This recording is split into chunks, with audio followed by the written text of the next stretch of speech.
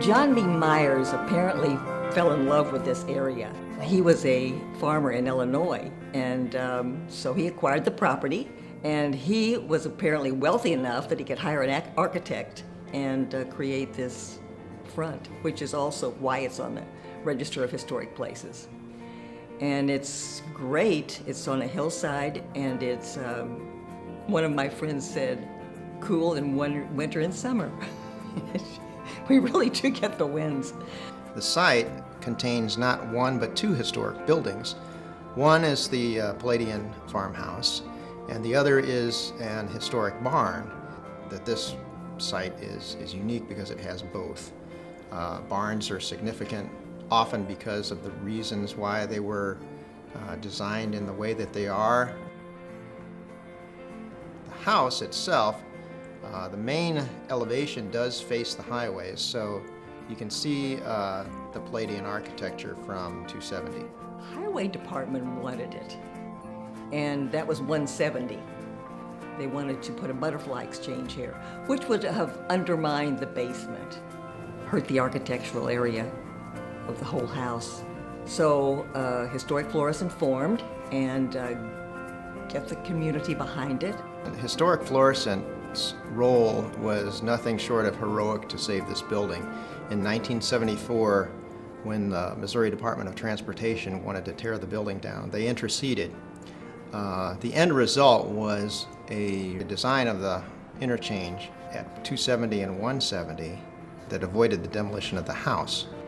And eventually, the city of Florissant recognized it as an historic place. This building is designed in the Palladian style. It was really based on symmetry and the use of classical and Greek revival elements and systematically put them together. This is a very fine example. It has the classical columns in front and its two-story porch, and it's very striking in appearance from the south. The porches do have the classical columns and trim at the top. Placement of the porch is dead center. The columns are in perfect symmetry. One of the things about Palladian architecture is that they made very good public buildings. Younger people don't know what the transoms are, and they're the little windows at the top of the doorways that open up and allow air circulation. If you shut your door for privacy, then you have at least that little tiny air at the top coming through. The other is the millwork, because you don't see millwork like this done anymore. In fact, when we were doing some reconstruction around here, Historic Florissant was, they had to have millwork done on one of the windows, and it was very costly. So young carpenters come in and they touch all the millwork, and they're very appreciative. On the exterior of the building, there are double-hung windows, 2 over 2, very tall, and this type of architecture called for tall windows not only for aesthetics but for function. If you use a tall double-hung window in a tall space like we're sitting in, you would vent in the cool air in the bottom sash and open the top sash to allow the hot air to escape. The Palladian motif really is, how do you arrange those windows? You make them perfectly symmetrical. There's a certain formula for space in between windows and how much of a percentage of window opening that you have on an exterior. All those fit the formula. So if you see a Greek revival building or a classical revival building that looks perfectly symmetrical, it was probably designed that way.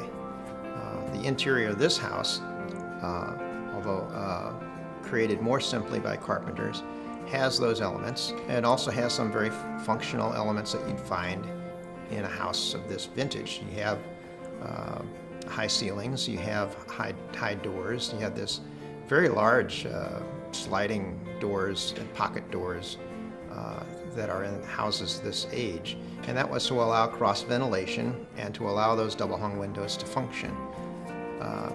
But then we get to the very tall, maybe at least a foot tall, 3-piece base that goes back again in the large window trim and door trim really are derived from those rules of proportion again. If you have a tall space, you need a tall base, otherwise your room doesn't look aesthetically correct. The central hall was often used, and there's a little cupola on top of this house.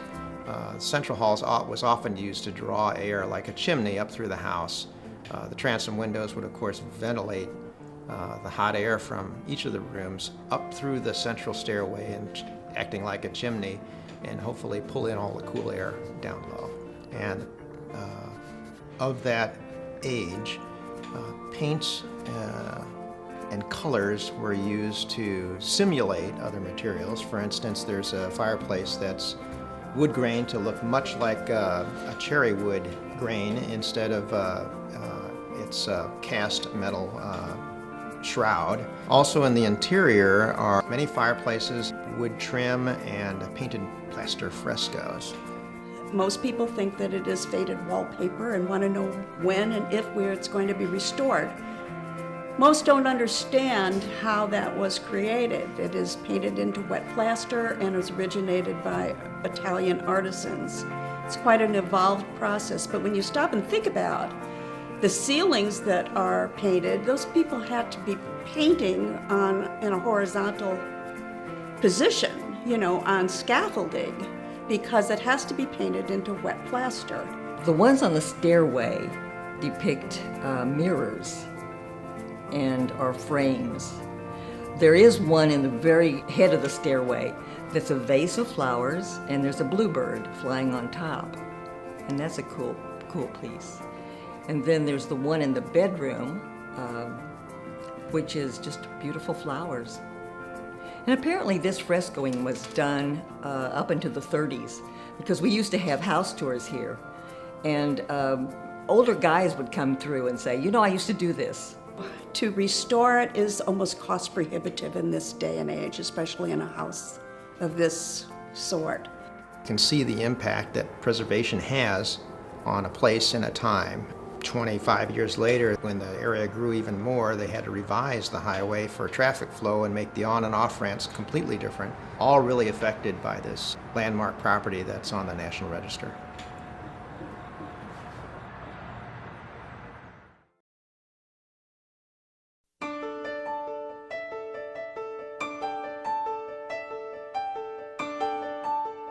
The house was built by Franz Gettemeyer, who came here in the 1850s and was a farmhand in Bridgeton. When the gold rush was such a big part of the news in those days, that he went to California in the late 1850s and came back with enough gold dust that he was able to purchase this piece of land. It only was 55 acres, and he was able to build this house. When Shell Oil decided to expand their small station and build a bigger food shop, they bought this big piece of property, which included quite a bit of land on Florissant Road and Dunn Road together, and their intention was to tear down the house and build their food shop and put in a much larger car wash area.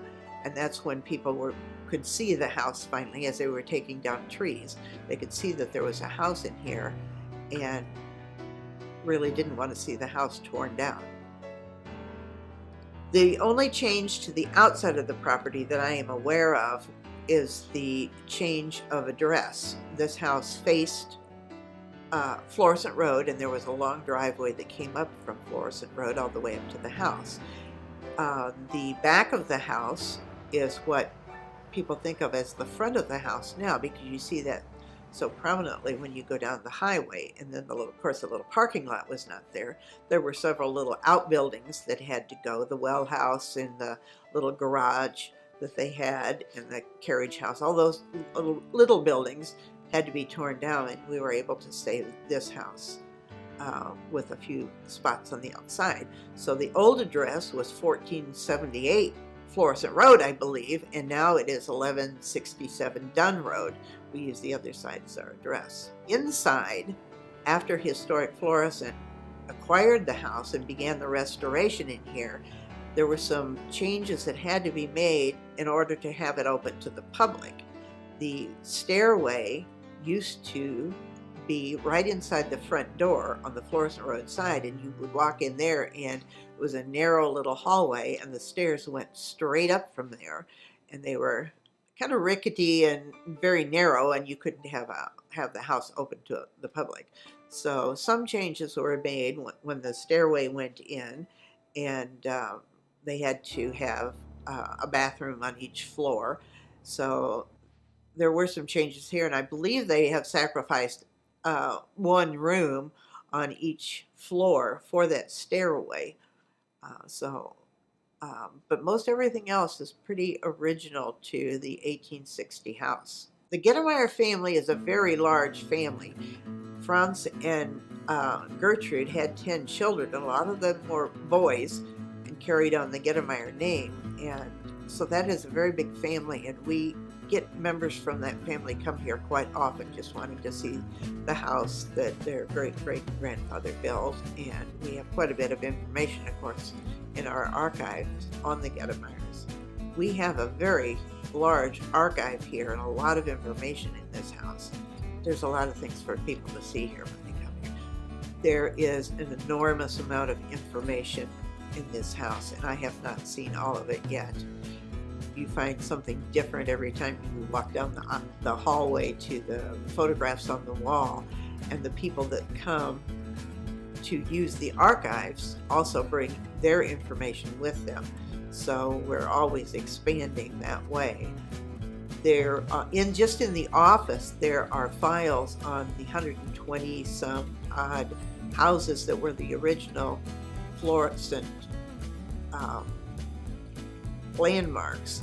So we have files on every one of those, and that's almost every old property in the Old Town area, plus this house, Tidenoye, and the Myers house down the road. I think the best thing that we can do at this point is to keep it open.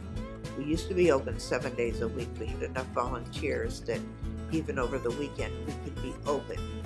We're a little short on volunteers right now, so our official hours now are just Monday, Tuesday, and Thursday. Gettemeyer House is arguably the most visible landmark in St. Louis County, or at least one of them, because of its elevation close to the highway and its proximity to Highway 270. It is literally seen by tens of thousands of people every single day in the St. Louis area. The east elevation has a doorway with 15 lights and 2 side transoms and a transom above. So let's talk about historic glass for a moment, because it was really unusual for this building to be saved with most of its original glass. The characteristics of original glass of this vintage is that it has a little bit of a wavy pattern to it. And that is really because most people don't really know that glass is a fluid. And part of its aging process, if it's old enough and it's been around long enough, the panes of the glass will actually be thicker at the bottom than they will be at the top over time. The style of the house is in typical German farmhouse construction, solid masonry, which gives you the thermal mass to absorb the heat during the day and keep the house cool, and then re-radiate the heat into the house in the evening. The house interior is really marked by a large cornice trim around all the upper floor ceilings and a decorative picture rail. A picture rail was both decorative and functional. It allowed you to hang pictures from it, and that's why the cornice is so large. Establishing Florissant required the sacrifice and determination of the founders of the city. And this is an example of an existing farmhouse that really commanded hundreds of acres before it was finally saved again for this repurposing of historic Florissant. And I find that true with a lot of Florissant buildings. They're not architecturally unique, but they're unique because of what happened there.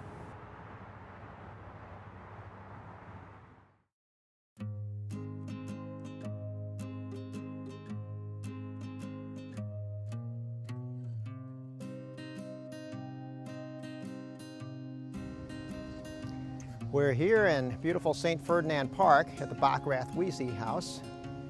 And few people realize that the establishment of the park had something to do with another icon of Florissant, and that's Handel's Market, and that's all due to a man named Henry Bockrath who purchased the property from the city of St. Ferdinand. In 1873, St. Ferdinand, the city, sold this property to Henry Bockrath for $348, including about 20 acres, and later acquired another 18.5 acres, and that forms the core of St. Ferdinand Park. He later, in 1904, sold the farm to George Wiese, and he lived here and his family until the 1970s. Later, the Wiese family sold it to the city of Florissant in 1976, and that established both the park and a covenant between the city and historic Florissant to preserve and maintain the house. Historic Florissant did own it and care for it for many years, and the rule was we had a caretaker who would live there.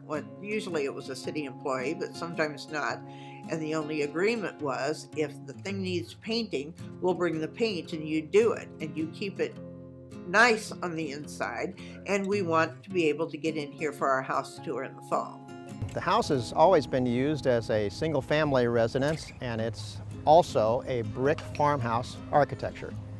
So its base is stone foundation and thick brick walls, which keep the house cool on the inside and re-radiates the heat to the interior during the evening. After the city became the owner of the property, the building was included on the National Register of Historic Places in 1979. The only addition to the original Bockrath-Wiese house was on the north side, a framed porch and a brick addition which housed a kitchen and a restroom. The decorative features on the Wiese house include a brick dental frieze which runs along this south facade and comprises a cornice just below the gutter line.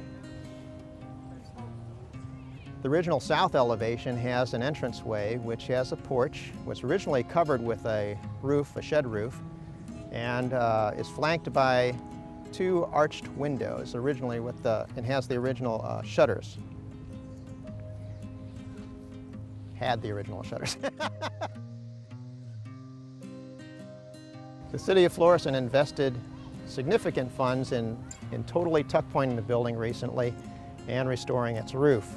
There are some existing chimneys in the east and west facades, and on the interior you can see these angled exposed brickwork, and that's because the chimneys in each room had to angle over to the location of these chimneys on the exterior. The existing roof is wood shake shingle and has two dormers facing the south. In farmhouse architecture, you don't often find large three-piece moldings at the base and around the casement of the windows, like in the Bockrath-Wiese house. The north elevation has a wood porch with a single column, and alongside it a brick patio with cellar doors that lead down to its original basement. On the interior, you do have a central stairway leading up to dormered rooms on the upper level. And the dormered bedrooms are of equal size and a narrow stairway. And the dormers that have engaged pilasters and trim do provide a view from each of the front bedrooms. The city of Florissant purchased the last of the farm acreage and the house in December of 1976 to add to an earlier purchase which created St. Ferdinand Park, which is now 67 acres. And then on February 2nd, 1979, the Bockrath-Wiese house was listed on the National Register of Historic Places.